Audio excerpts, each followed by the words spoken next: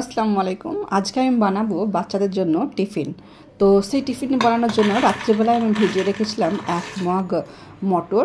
আর সেই মটরটাকে ভালোভাবে যখন ফুলে গেছে তখন ওটা ভালো করে ধুয়ে কুকারে দিয়ে দিলাম। আর দিয়ে দিলাম 2টো মিডিয়াম সাইজের আলু কেটে, আর পেঁয়াজ আর লঙ্কা, সঙ্গে তেজপাতা, হাফ টিস্পুন হলুদ গুঁড়ো, 1 টিস্পুন ধনে গুঁড়ো আর স্বাদ মতন নুন দিয়ে এটাকে ভালো করে মিক্স করব। আর দিয়েছি একটু সর্ষের তেল দিয়ে খুব ভালো করে মিক্স করে নিয়ে পরিমাণ মতন জল দেবো, বেশ থকথকে করে, মানে সমস্ত জিনিসগুলো যেন ডুবে থাকে, অতিরিক্ত জলও দেবো না। তো এখানে যেহেতু আমি 1 মগ দিয়েছিলাম মটর, তো সেই হিসাবে আমি এখানে 2 মগ মতো জল দিলাম। দিয়ে এটাকে ঢাকা দিয়ে বসিয়ে দেবো গ্যাসে সিটি পড়ার জন্য। তো সিটিটা অন্তত দেবো 6 থেকে 7টা, যেহেতু আমার সেটা মটরের উপর ডিপেন্ড করবে যে মটরগুলো কেমন আর কি কোয়ালিটির উপরে। তো যাই হোক, ওদিকে পাশে সিটি পড়ছে, এদিকে আমি বানিয়ে নিচ্ছি। এবার মশলাটা কষিয়ে নেব। তো সর্ষের তেল দিয়েছিলাম 2 টেবিল চামচ, তাতে শুকনো লঙ্কা আর 5 ফোড়ন দিয়ে এবার পেঁয়াজ দিয়ে দিয়েছি।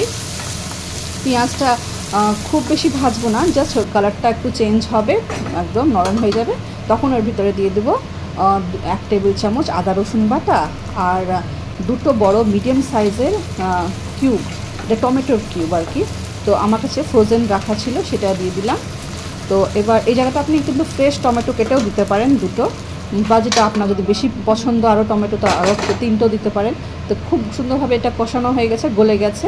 আর এবার দিলাম হাফ টিস্পুন আবার হলুদ দিলাম, 1 থেকে 1.5 টিস্পুন দিলাম ধনে গুঁড়ো, আর কাঁচা শুকনো লঙ্কা দিলাম হাফ টিস্পুন, বেশি দেবো না কারণ অলরেডি আমার কাঁচা লঙ্কা দেওয়া আছে। তো হাফ টিস্পুন দিলাম, একটু রঙটা বেশ ভালো হবে দেখতে।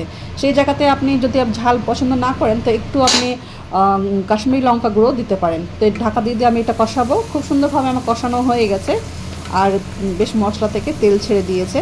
অতিরিক্ত কিন্তু আমি এখানে তেল ব্যবহার করিনি, যতটুকু পরিমাণ একটা ফ্যামিলিতে আমরা খাই আর কি ততটুকুই দিয়েছি। তো এটার ভিতরে এবার আমি দিয়ে দিলাম হয়তো সেদ্ধ করা মটরগুলো। তারপরে এটাকে আমি খুব ভালো করে মশলার সঙ্গে একটু কষিয়ে দেবো বা নাড়াচাড়া করে নেবো আর কি। কেন কি এখানে দেখুন আমি মটর আর আলু কিন্তু একসঙ্গে সিদ্ধ হতে দিয়েছিলাম, কিন্তু মটরগুলো খুব সুন্দরভাবে সেদ্ধ হয়েছে আর আলুগুলো বেশ ভালোভাবে গোটা গোটা হয়ে আছে আর কি, কোনোটাই গলে যায়নি, একদম ঠিকঠাকভাবে সেদ্ধ হয়েছে মটরগুলো। তো এবার আমি নাড়াচাড়া করে নিয়ে এবার দিয়ে দেবো জল। তো জলটা এখানে আমি একটা কফি মাগের সমান বড় কফি মাগগুলো একদম ভর্তি দিলাম। আপনার যতটা প্রয়োজন আপনি সেভাবে দেবেন আর কি। তো এটা খুব ভালো করে নাড়াচাড়া করে এর ভিতরে আমি আবার দিয়ে দিলাম একটু স্বাদ মতো নুন। নুনটা যদি আপনাদের কম মনে হয় তবে দেবেন, আমার একটু নুন কম মনে হচ্ছিলো বলে আবার আমি একটু নুন দিলাম। আর দিয়ে দিলাম ভাজা জিরের গুঁড়ো 2 টিস্পুন আর 1 টিস্পুন দিয়ে দিচ্ছি গরম মশলার গুঁড়ো।